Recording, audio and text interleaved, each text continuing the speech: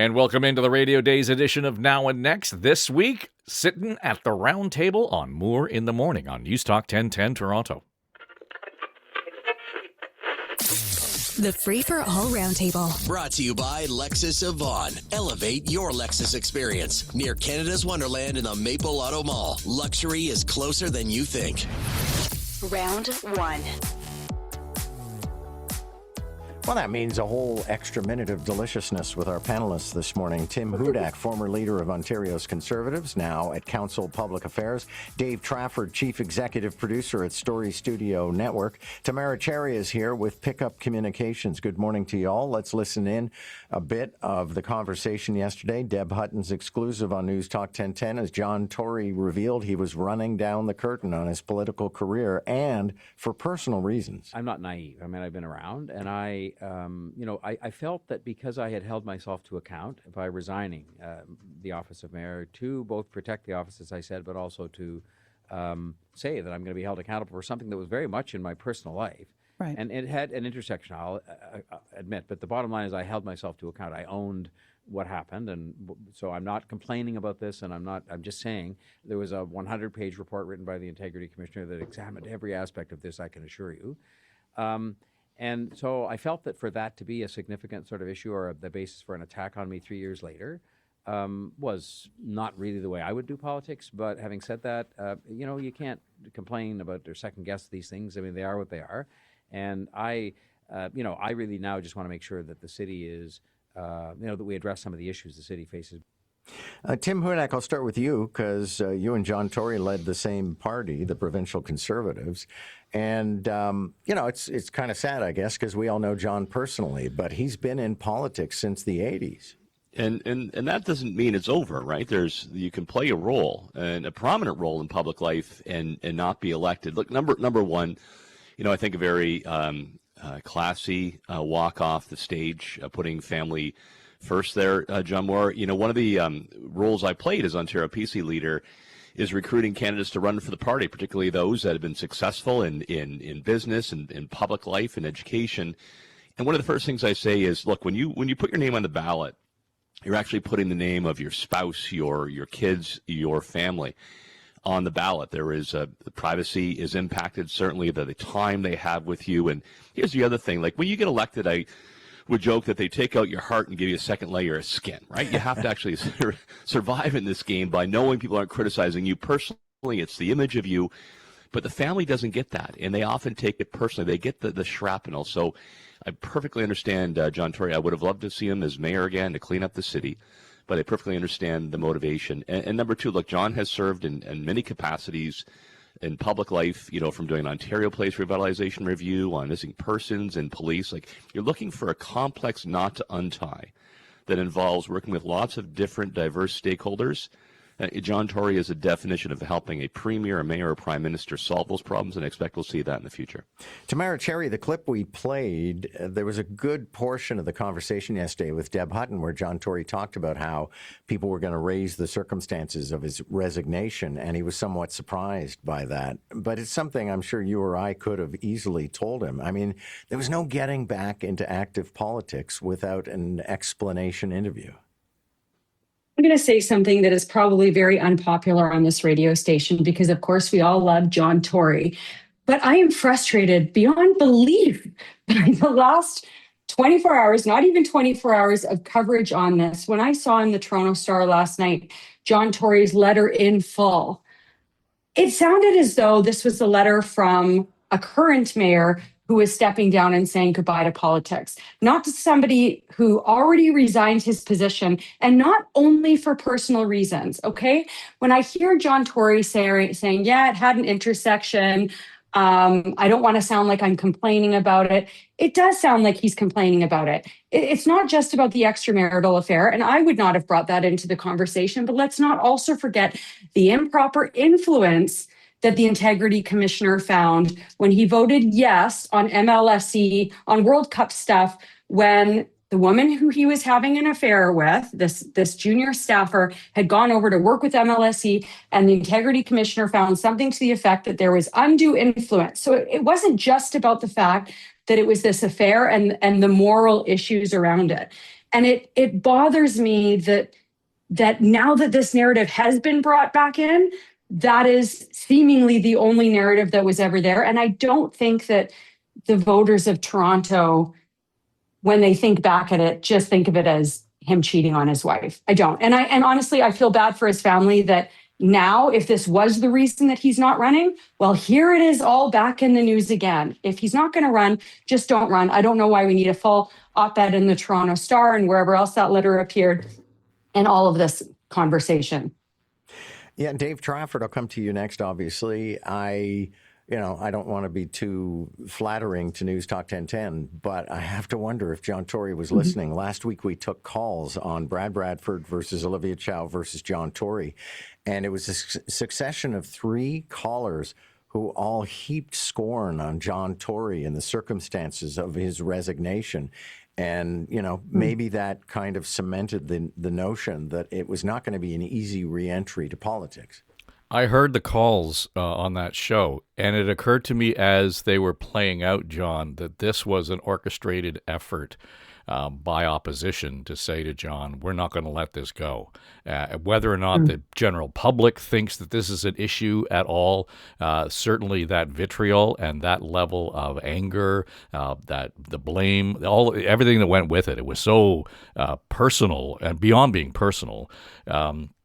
So it did occur to me right as soon as I heard those calls on your show, this is an orchestrated effort. As soon as people were ready to, take calls on this, they were lined up and they were going to jump in as soon as possible and just take an inch off of John's hide, and at the same time, just coincidentally endorsing Bradford. So this was going to be the tone of this campaign. And you know what? I'm a little tired of the outrage. Everything that has to be outrage. And to Tim's point, this is a complex knot we have to deal with in the city of Toronto. If we're going to actually move it forward, we need to see big visions, big ideas, courage, all of those things, and it can't be down in the mud slinging it. Okay, to be clear, my outrage is not ahead. directed toward what John Tory did. My outrage is directed toward the amount of attention that the fact that he is not running is getting, and how it seems that this is just the biggest swan song there ever was. That's all. I'm not taking issue with your outrage. Okay. I think your outrage is well directed in terms of how this is being covered from that perspective. I think if to John Tory's point, that if this was going to come up as a tactic in the election, then his having an affair with a woman, blah blah blah blah. That's all we were going to hear. We weren't going to actually hear about how we were going to move the city forward, and I think that's the conversation we need to have. And for the record, Dave, I agree with you that I think there are a lot of people out there who are sort of poised, waiting for a talk radio topic so they can call in and, express the agenda. That is something I've been noting for the last 20 years of hosting call-in radio. And of course, you've done the same thing. Let's talk about the field as it exists now. It's Olivia Chow versus Bradford. And yes, the dog will probably run again, but let's face it, those are the only 2 candidates who matter at the moment. Let's go to Dave Trafford first here. The poll out this morning, Natalie Johnson unveiled just a few minutes ago. Head-to-head, Chow versus Bradford. It's Chow 37%, Bradford 34%. That makes him a player. Yeah, David Coletto's details were in my inbox this morning. I subscribed to his Substack, and he outlines it. What's interesting to me is this poll was done January 22 to 27, so more than a month ago. I'm not questioning David. I think he's a clearly a credible, more than credible pollster, and he's a great guy actually. But he points out that he is a friend of Bradford's, and that doesn't affect the numbers, and so take that as you will. Here's my issue. Out of all of this, when he looks at the name recognition, Bradford does well despite having poor or low name recognition. My issue with this is that I'm still not convinced that we should be in a place where our only choices are Bradford and Olivia Chow. Because at this stage, again, I go back to we need big vision, courage in this city. Where's the bold moves? I'm giving me a refund on my TTC because the bus is late. Just isn't going to make that difference for me, and I don't think for most people in terms of making the city work. Neither is, snow shoveling and paying the kids $5 an hour for Olivia Chow. So to me, we're nibbling around the edges, John. If we really want a change election, then let's change stuff. Let's do bold things. Let's talk about the land transfer tax and how much that kills the housing markets. Let's talk about development charges. All of these things that really are stalling the agenda and making the city affordable, making housing affordable. Let's talk about the big things, not around the edges. Yeah, okay, well, Tim Hudak, maybe you should run. Yeah, well, Hudak's at the top of my list. We're going to call it Hudak Hall. Yeah, there you go. Yeah, number one, I think we have a polling question that does a what if, and then you put a scenario that's down the road. People don't focus as much. So let the dust settle here a little bit, and then we'll see, which candidates move to the forefront and how this shifts before leaving to conclusions. We will now go through that speculation, John, you just had fun with, and whether Marco Mendocino is going to run, Rod Phillips. There'll be a lot of speculation of folks from the center-right. Stan Cho as a cabinet minister, Stephen Holiday as a councillor, and, of course, NewsTalk 1010 host Deb Hutton is going to get a lot of people behind her, and that's where I'm shifting my support. She's going to kill me now. She's going to kill me now.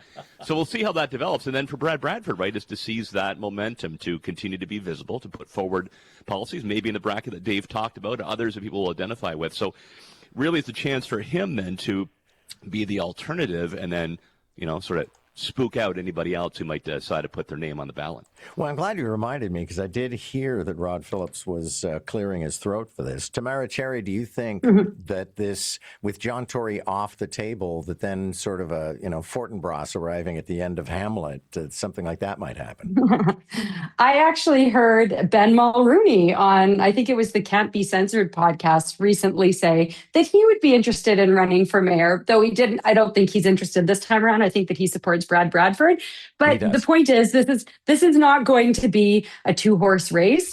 There's going to be many more people that come into the fray. Bradford will be hoping that those many more people are on the left to cut up that side of the vote. Olivia Chow will be hoping that those many more people are on the right to cut up that side of the vote, and then we'll see what happens. Okay, not a lot of time on the clock because this is a pretty meaty topic, but Mark Carney seems to be going a little squishy on Iran. Dave Trafford, is he trying to have it both ways by saying, okay, Canada's back in the U.S., but we do think this is illegal? No, I think what he is saying is that Canada is against Iran's nuclear program and that they stood against it, and then they defied the UN resolutions, the sanctions that were brought against them, all of those things. So he said that pretty clearly. But he also said, he regrets what's gone on because it actually indicates a failure of the international order. And said about international law, that's for others to decide whether or not this is legal or not. But it is in keeping with his Davos speech entirely in saying that this is an indication that the old order has been, ruptured is the phrase that he used. And this is just another indication of them just kind of doing what they want without consideration for international partners. Tamara Cherry, is he being nuanced to the Prime Minister or two-faced? No. He's being nuanced. The world is a squishy place. Do we like that Donald Trump just goes and does whatever he wants without getting even notifying Congress of what he's going to do? No. Do we like the idea of the people of Iran potentially overthrowing their dictatorial government? Absolutely. So the world is a squishy place, and I think that nuance is exactly what we need in politics. And I don't have a problem with what he said. My thanks I'd vote for too squishy too soon, John. Too squishy too soon. 36-hour flip-flop. Come on, have us fun. I'm glad I chose the word squishy. Thank you all. Good to have you. Tim Hudak, Dave Trafford, and Tamara Cherry on round one. Now and next is an Eye Contact production.